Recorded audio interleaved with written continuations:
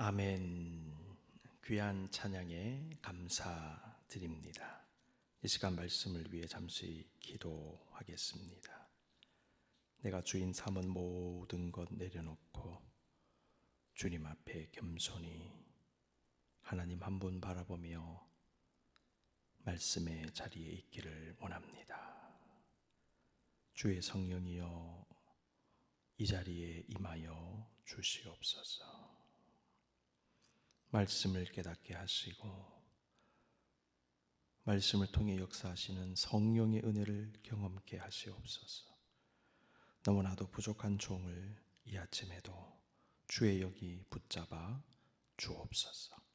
예수님의 이름으로 기도드립니다. 아멘. 우리는 지난 시간 다윗의 믿음의 고백을 들여다보면서 다윗의 영적 장막터가 넓혀진 것은 그의 믿음의 바탕을 두고 있으며 믿음으로 장막터를 넓힐 수 있었다라는 말씀 나누었지요.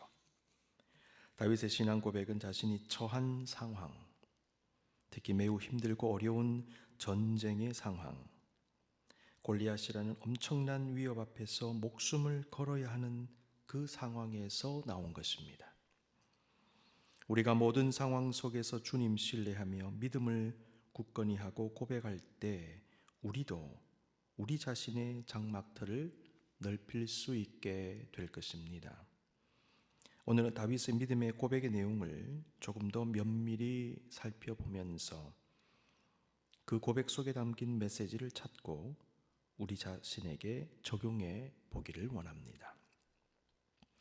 다윗은 아버지의 부탁을 받고 식량을 싸들고 전쟁에 참전한 세 형들을 만나러 갔습니다. 거기에서 골리앗이 하나님과 이스라엘 군대를 조롱하는 소리를 듣게 되었습니다. 사울왕은 군사들 가운데 누구든지 골리앗과 맞서 싸워 그를 죽이는 자에게는 엄청난 상을 내릴 것이라고 약속했습니다.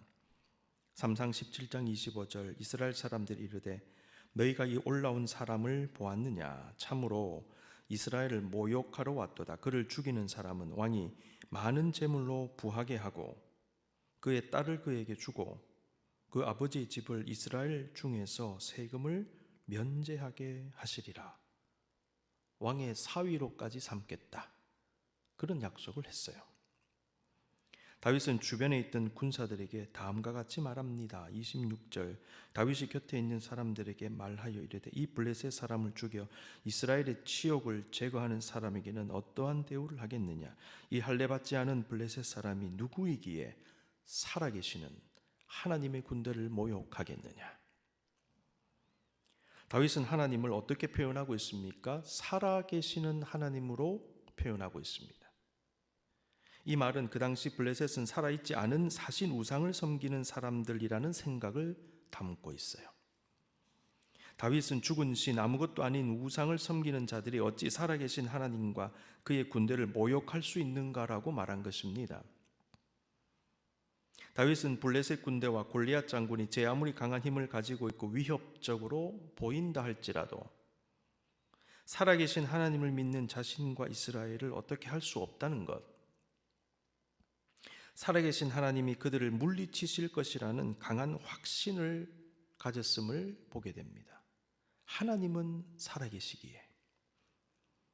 여러분, 다윗이 믿는 그 하나님은요, 살아계신 하나님이었습니다.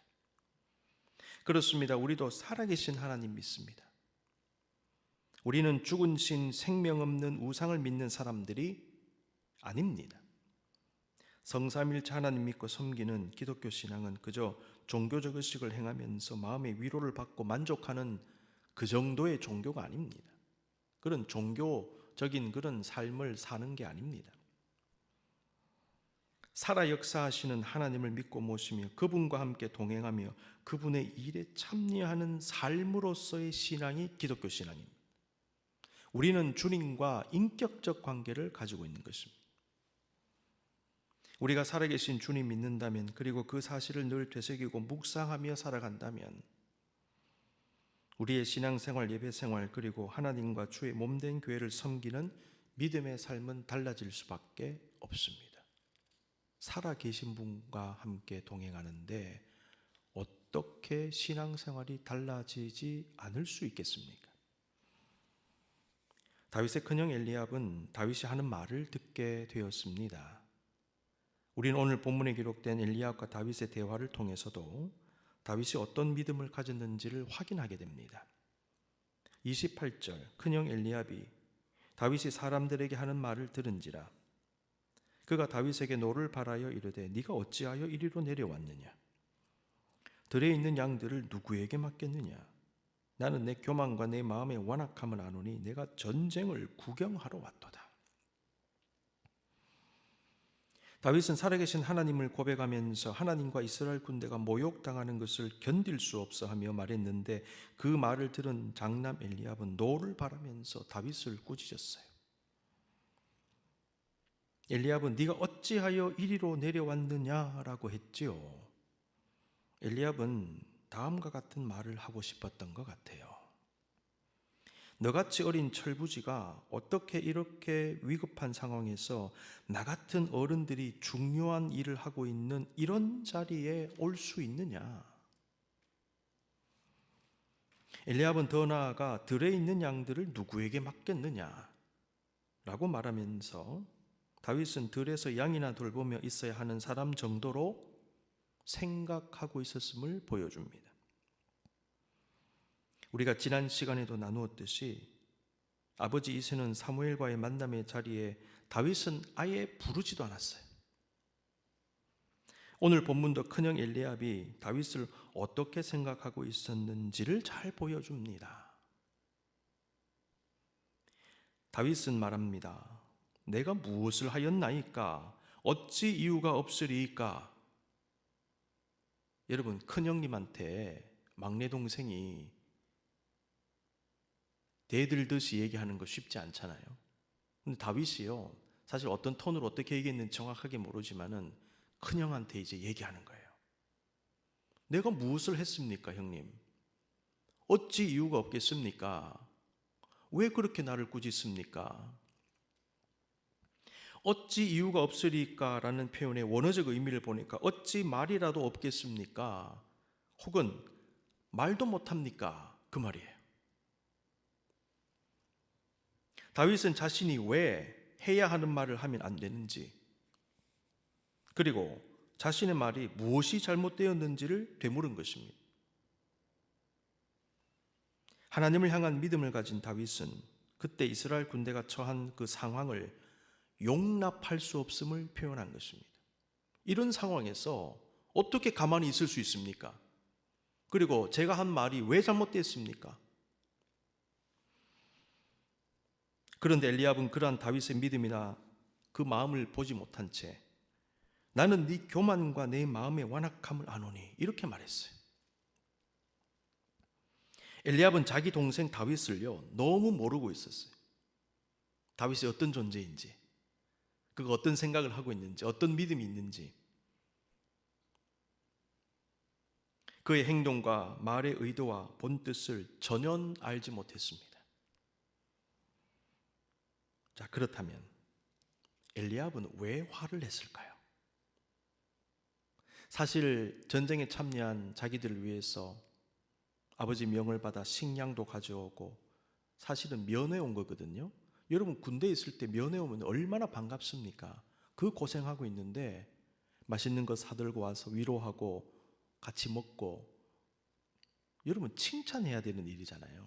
감사해야 되는 일이잖아요. 아이고 네가 어떻게 여기까지 이렇게 왔느냐, 이렇게 우리가 배고팠는데 맛있는 것도 가져오고 참 고맙다, 이렇게 돼야 되잖아요. 그런데 엘리압은요 막 화를 내는 것입니다. 왜 화를 냈을까? 한번 생각해 보십시다. 우리는 엘리압의 모습을 보면서 그의 마음에 복잡한 생각들이 있었다는 것을 한번 유추해 볼 수 있겠습니다.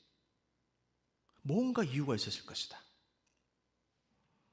우선 엘리압은 블레셋과 싸우기 위해 전쟁에 참전한 상황에서 다른 군사들처럼 골리앗의 힘과 위세에 눌려 아무 말도 하지 못하고 몸을 움츠리고 있었죠. 그런데 자신의 막내 동생은 골리앗의 말과 행동에 격분하여 하나님을 언급하면서 당돌하게 말하는 모습을 보면서 다윗을 칭찬하고 싶은 마음은커녕 매우 못마땅한 마음이 들었던 것입니다. 그 이유는 자신은 차마 하지 못한 말을 다윗은 했고, 자신은 차마 골리앗과 싸우려고 나서지 못하고 있는데 다윗은 자기가 나설 것처럼 행동했기 때문입니다. 엘리압의 분노는 자신과는 완전히 다른 다윗의 모습, 그것도 누가 봐도 합당하고 칭찬받을 수 있는 그 모습을 본 후에 가진 당황스러움과 일종의 열등감이 작용한 게 아닐까 생각해 봅니다. 엘리압은 화를 내었지만은 사실은 다윗이 올바른 말을 했다는 것을 내심 인정할 수밖에 없었을 것입니다. 아울러 자신은 다윗과 같이 말하고 행동하지 못하고 있는 것에 대한 일종의 자괴감도 느꼈을 수 있어요. 그러한 복잡한 마음이 어떻게 표출되느냐 하면 분노로 표출이 된 것입니다. 우리 역시 이런 종류의 감정을 경험한 적이 있을 것입니다. 어떤 일을 하는 것이 맞다고 여기지만 막상 그것을 할 용기는 나지 않는 상황에서 그 일을 할 수 있다고 생각되지 않는 어떤 사람이 그 일을 해내는 것을 볼 때에 마음에 불편함이 생기는 그런 경험요. 그 마음 속에는 괜한 부러움과 함께 질투가 일어날 것이고, 그 일을 선뜻 하지 못한 자신을 자책하고 후회하는 마음도 일어날 수 있어요. 갑자기 마음이요, 복잡해지는 거예요. 오늘 본문은 다윗과 엘리압의 이 반응의 비교를 통해서도 다윗의 믿음을 드러내고 있습니다. 다윗의 말은 사울 왕의 귀에 들어가게 되었습니다. 너무나 흥미롭게도 다윗이 골리앗을 대적하여 맞서게 되었지요. 3상 17장 4절에서 7절은 골리앗 장군에 대한 디테일한 묘사를 담고 있어요. 다윗이 맞닥뜨린 골리앗 장군은 어떤 사람이었는가? 4절에서 7절 봅니다. 블레셋 사람들의 진영에서 싸움을 도두는 자가 왔는데 그의 이름은 골리앗이요 가드 사람이라. 그의 키는 6규빗 한 뼘이요 머리에는 노투구를 썼고 몸에는 비늘 갑옷을 입었으니 그 갑옷의 무게가 놋 5천 세겔이며 그의 다리에는 놋 각반을 쳤고 어깨 상에는 놋 단창을 메었으니 그 창자루는 배틀채 같고 창날은 철 600세겔이며 방패든 자가 앞서 행하더라. 그 당시 이스라엘 군대 앞에 서 있던 골리앗 장군의 외적인 모습을 굉장히 디테일하게 보여줘요. 하나하나 한번 분석하며 봅니다. 6규빗 한 뼘, 이 키를 얘기하는 것인데 한 규빗은 45.6cm 정도 돼요. 한 뼘은 22.8cm, 환산하면요 6규빗 한 뼘은 290cm입니다. 2m 90cm. 여러분 3m에 가까운 거인 보신 적 있으세요? 골리앗이 쓴 노투구는 청동투구고요. 그 다음에 비늘 갑옷을 입었다 그랬는데 금속으로 물고기 비늘같이 만든 갑옷입니다. 그 당시 금속으로 된 갑옷은 구하기가 매우 어려운 최신 장비로 보면 됩니다. 비늘 갑옷의 무게는 놋 5천 세겔이나 되었습니다. 한 세겔이 11.45g, 환산하면 57kg, 갑옷 무게만 57kg짜리 이걸 입고 있었던 것입니다. 골리앗이 다리에 찬 놋 각반이 나와요. 이것은 학자들에 따르면 정강이 보호대로 봅니다. 어깨 사이에 맨 놋 단창이 나오는데 이것은 윗등에 메고 다니면서 급할 때 사용하는 창을 의미한대요. 창자루가 배틀채 같았다. 실자는 배틀째 아시죠? 그 정도의 두께였다는 거예요. 창자루가. 창날은 철 600세겔이었다 이렇게 기록합니다. 600세겔 환산하면 7kg. 그러니까 창날만 7kg짜리예요. 그 다음에 창자루. 그리고 골리앗 앞에는 언제나 방패든 자가 골리앗을 방패로 막고 있었습니다. 본문은 2m 90에 엄청난 몸의 크기를 자랑하는 골리앗이 그 당시 최고의 갑옷, 최고의 무기로 중무장한 채 이스라엘 군대를 위협하고 있었음을 증거합니다. 다윗은 바로 그 골리앗과 한판 대결을 벌인 것입니다. 오늘 본문은 골리앗의 외적인 모습을 묘사하면서 그에 비해서 모든 면에서 상대가 되지 않게 보이는 다윗의 모습을 생각하게 하지요. 그리고 그러한 강한 대조를 통하여 다윗이 어떻게 골리앗을 이겼는지, 다윗의 승리의 이유가 무엇인지에 관심을 갖게 합니다. 골리앗 앞에 선 다윗은 무엇이라고 말했습니까? 우리는 골리앗에게 한 다윗의 말을 지난 시간에 읽었는데요. 이 시간 다시 한번 보면서 그 안에 담긴 메시지를 좀 더 깊게 살펴보기를 원합니다. 자, 45에서 47절 봅니다. 다윗이 블레셋 사람에게 이르되 너는 칼과 창과 단창으로 내게 나오거니와 나는 만군의 여호와의 이름 곧 내가 모욕하는 이스라엘 군대 하나님의 이름으로 내게 나아가노라. 오늘 여호와께서 너를 내 손에 넘기시리니 내가 너를 쳐서 내 목을 베고 블레셋 군대의 시체를 오늘 공중의 새와 땅의 들짐승에게 주어 온 땅으로 이스라엘의 하나님이 계신 줄 알게 하겠고 여호와의 구원하심이 칼과 창에 있지 아니함을 이 무리에게 알게 하리라. 전쟁은 여호와께 속한 것인즉 그가 너희를 우리 손에 넘기시리라. 아멘. 본문에 기록된 다윗의 말은 강력하고도 압도적인 모습으로 서 있는 골리앗에게 10대 청소년이 한 말이라고는 믿기지 않는 그런 말로 보입니다. 다윗의 말을 가만히 들여다보면 골리앗의 육체의 모습과 그가 가진 무장이 아무것도 아님을 드러냅니다. 다윗은 골리앗이 믿고 의지하는 것과 자신이 믿고 의지하는 것이 다르다고 말하죠. 네가 믿는 것과 내가 믿는 게 다르다. 네가 의지하는 것과 내가 의지하는 게 다르다. 골리앗은 칼과 창과 단창을 믿었습니다. 그러나 다윗 자신은 이스라엘 군대 하나님을 믿는 거예요. 여러분, 성도가 이 정도 배짱이 좀 있어야 됩니다. 너는 그것 의지하느냐? 너 돈 의지하느냐? 너 권력을 의지하느냐? 너 지위를 의지하느냐? 네가 가진 뭘 의지하느냐? 나는 그것보다는 하나님 의지한다. 여러분, 이 정도 배짱은 있어야 좀 믿음의 사람들이. 다윗이 이런 배짱이 있었습니다. 너 아무리 대장군이냐? 관계없다. 나한테는. 나는 하나님을 의지한다. 네가 믿는 것과 내가 믿는 것은 다르다. 칼과 창과 단창 그리고 그가 쓴 투구와 갑옷은요, 완벽한 무장을 의미하는 것이거든요. 골리앗은 칼과 창이라는 주력 무기도 가지고 있었고 응급 상황에 쓰는 단창도 가지고 있었어요. 무기를 놓쳐버릴 수도 있고 빼앗겨 버릴 수도 있고, 그때는 숨겨놓은 무기, 응급 상황에서 쓰는 무기, 이걸 또 꺼내는 것입니다. 대비하는 것이죠. 비상용으로. 철로 만든 강하고 튼튼한 갑옷이 있고 머리에는 노투구를 쓰고 다리에는 정강이를 보호하는 각반도 차고 거기에다가 그를 돕는 병사가 방패로 막아주고 자기 몸은 엄청나게 크고 누가 이 사람을 무너뜨릴 수 있느냐, 그런 생각을 가지게 하는 것입니다. 완벽하게 보이죠, 인간적으로는. 그런데 다윗의 눈에는요, 완벽하지 않았던 것입니다.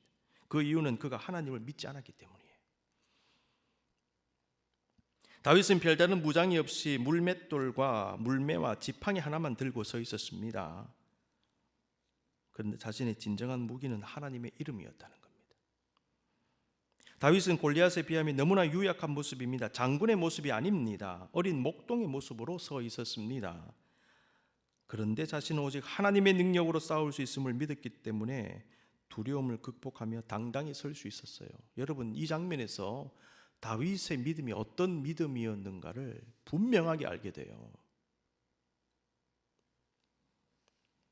다윗이 골리앗에게 한 말은 신앙이 무엇인지를 깨닫게 합니다. 뭐가 도대체 신앙이냐? 여러분, 신앙은요, 하나님을 믿는 거예요. 신앙입니다. 신앙은 칼과 창과 단창이 아니라 하나님을 의지하는 게 신앙입니다. 내가 하나님 믿습니다, 예배합니다, 그런데 다른 거 믿으면, 다른 거 붙잡으면 그건 사실 신앙이 아닙니다. 신앙이 없었던 거예요. 그거는. 신앙은 칼과 창과 단창과 골리앗의 체격과 갑옷 등이 상징하는 인간적이며 물질적인, 눈에 보이는 어떤 것에 마음 빼앗기고 압도당하고 그것을 붙잡고 의지하려고 하는 것이 아니라 그 모든 것 위에 계신 하나님 바라보고 하나님을 진정으로 의지하는 게 신앙입니다. 우리가 신앙생활 한다고 하면서 삶 속에서 때때로 주눅이 드는 이유는 이 세상의 칼과 창과 단창을 보기 때문이 아닐까요? 우리가 중무장한 채로 우리 앞에 서 있는 골리앗만 보고 하나님을 보지 못하면 두려움 가운데 떨며 몸을 숨기기에 바빴던 그 당시 이스라엘 군사들의 모습과 같은 모습을 가지게 되는 것입니다. 성도는 주눅 들지 않아야 합니다. 그 어떤 것에도 하나님 빼고 그 어떤 것에 주눅 들면 안 됩니다. 우리는 주님 믿는다고는 하지만 은연중에 자신의 무장에 의존하던 골리앗과 같이 우리의 칼과 창과 단창에 의지하는 마음을 가질 수도 있음을 조심해야 됩니다. 다윗은 하나님의 능력과 도우심으로 자신이 반드시 골리앗을 이길 수 있음을 믿었습니다. 승리를 확신한 다윗은 그 승리의 목적과 결과를 언급하고 있어요. 이 굉장히 중요합니다. 승리의 목적과 결과가 뭐냐? 46에서 47, 온 땅으로 이스라엘의 하나님이 계신 줄 알게 하겠고 또 여호와의 구원하심이 칼과 창이 있지 아니함을 이 무리에게 알게 하리라. 자, 첫 번째, 온 땅으로 이스라엘의 하나님이 계신 줄을 알게 하겠다. 싸움의 목적, 승리의 목적, 그리고 그것의 결과.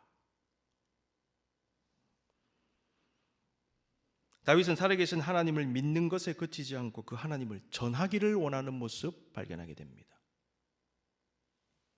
신앙은 자신의 믿음을 고백하는 것이며 동시에 사람들로 하여금 자신이 믿는 하나님을 믿고 알게 하는 게 신앙이에요. 내가 먼저 믿는 게 중요하지요. 그런데 다른 사람도 믿게 하고 알게 하는 게 신앙이구나. 다윗은 이 두 가지를 동시에 추구하는 것입니다. 알게 하겠고 무엇을? 온 땅으로 이스라엘의 하나님이 계신 줄을 알게 하겠고. 이스라엘의 하나님이 계신 줄 온 땅으로 알게 하고 싶다는 다윗의 말은 하나님께서 그의 영적 장막틀을 넓히시고 그를 사용하기 원하셨다는 사실을 깨닫게 합니다. 이 일을 위하여 다윗을 부르셨구나. 다윗의 믿음의 고백 안에는 사실 그도 모르는 사이에 하나님께서 그에게 담아주신 비전과 목적이 담겨 있었던 것 같아요. 저는 이걸 발견했습니다. 실제로 하나님은 다윗이 왕이 된 후에 그를 통하여 이스라엘뿐만 아니라 이웃 나라에도 하나님의 강력한 힘을 나타내 보이셨어요. 다윗은요, 그 지역에서는 국제적인 인물이 된 것입니다. 다윗 왕은 강력한 왕국을 건설하면서 큰 확장을 경험했는데 그것은 하나님께서 그의 장막틀을 넓혀주신 것 아닙니까? 그것을 통하여 하나님의 살아계심과 역사하심이 온 천하에 선포된 것입니다. 다윗은 골리앗과의 싸움에서 이미 자기도 모르는 사이에 자신의 입으로 그 비전을 선포해버린 것입니다. 자기도 모르는 사이에. 다윗은 그때 자신의 고백이 나중에 어떻게 실현될 것인지는 미처 몰랐을 것입니다. 그러나 그에게 뜻을 두신 하나님은 그 입을 통하여 하나님의 뜻을 내비치신 거죠. 나중에 알았을 거예요. 그때 내가 그 말을 했는데 이게 이렇게 연결되네. 나중에 왕이 된 다음에 온 땅으로 이스라엘에 하나님이 계신 줄을 자기가 알게 하고 있잖아요. 그러니까 다윗의 10대 때 이미 그 사역이 시작된 거죠. 온 땅으로 이스라엘에 하나님이 계신 줄 알게 하는 것은 다윗의 싸움의 목적이자 결과였다는 것입니다. 두 번째, 여호와의 구원하심이 칼과 창에 있지 아니함을 이 무리에게 알게 하리라. 이것도 목적이고 결과예요. 다윗은 하나님의 구원이 인간적인 힘과 능력과 무기와 물질 등등 인간이 가진 어떤 것에 달린 것이 아님을 믿었고 그것을 사람들이 알기를 원했습니다. 하나님께서는 인간적인 수단을 사용하십니다. 그러나 중요한 것은 승리가 그 수단에 달린 것이 아니라 궁극적으로 하나님께 달린 것입니다. 그러므로 설령 골리앗이 가진 것 같은 무기가 없어도 이길 수 있다는 거예요. 하나님 무기를 사용하시기 때문에 무기를 가지고서도 승리할 수 있지만 설령 무기가 없어도 이기게 하신다. 왜? 승리가 거기에 달린 게 아니기 때문에. 이게 중요합니다. 그래서 우리는 무엇을 사용하더라도 반드시 사용하게 하시는 하나님을 바라봐야지, 하나님 보지 않고 사용하게 하시는 그 어떤 것을 바라보면 망하는 것입니다. 다윗은 하나님과 그분의 능력이 가장 중요함을 믿은 것이죠. 우리 인생의 승리는 인간의 능력과 노력과 내가 가진 어떤 것이나 이 세상의 어떤 것이 아니라 오직 하나님으로부터 말미암음을 분명히 믿고 살아야 합니다. 그래서 다윗은 말합니다. 전쟁은 여호와께 속한 것이다. 너무나 유명한 말씀 여기 나옵니다. 전쟁은 하나님께 달렸다는 말은 전쟁에서 이기고 짐이 인간에게 달린 것이 아니라 하나님께 달린 것이고 하나님이 주관하신다는 말입니다. 그 어느 누구도 하나님의 주권에 도전할 수 없다. 하나님의 주권에서 벗어날 수도 없다는 것입니다. 그러므로 약하다고 지는 것이 아니고 강하다고 무조건 이기는 것도 아닙니다. 이게 인생입니다. 이런 믿음을 주의 백성들이 가져야 돼요. 내가 약하다고 무조건 지겠느냐? 그렇지 않다라는 겁니다. 나는 약하지만 이길 수 있고 나는 약하지만 올라갈 수 있고 내가 가진 것이 없지만 무엇을 이룰 수 있고, 왜? 하나님께 속한 것이기 때문에. 동시에 내가 강하다고 무조건 이기겠느냐? 그것도 아니다.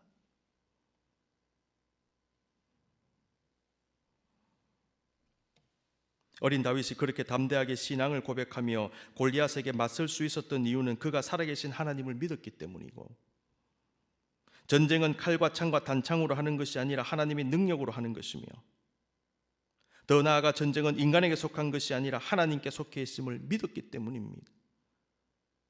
다윗은 나이가 어렸지만은요, 굉장히 수준 높은 신앙 그 레벨에 올라서 있었던 것입니다.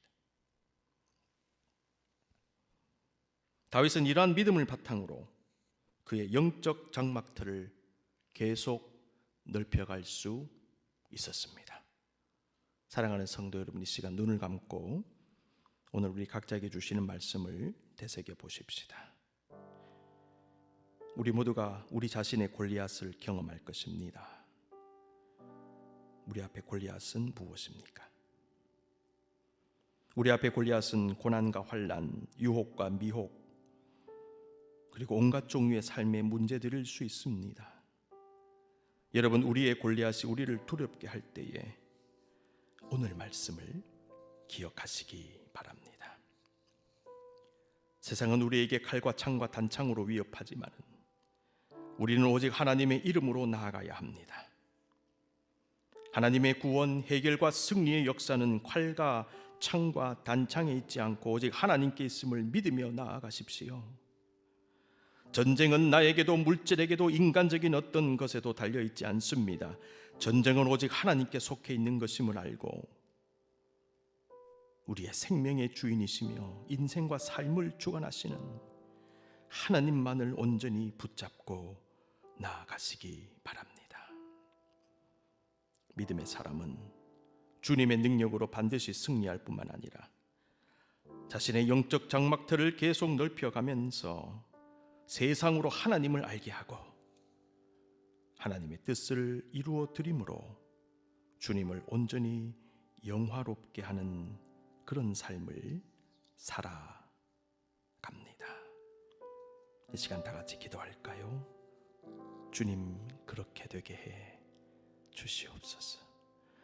우리 앞에 골리앗에 주눅들지 않게 하여 주시고 다윗의 믿음으로 승리하도록, 우리도 다윗의 믿음으로 일어나도록, 다윗의 믿음으로 우리의 영적 장막터가 넓혀지도록, 주님을 영화롭게 하도록, 세상으로 하여금 주님을 알게 하도록 애쓰고 노력하는 우리의 믿음의 삶이 되게 해 주시옵소서. 이 시간 잠잠히 기도하시겠습니다.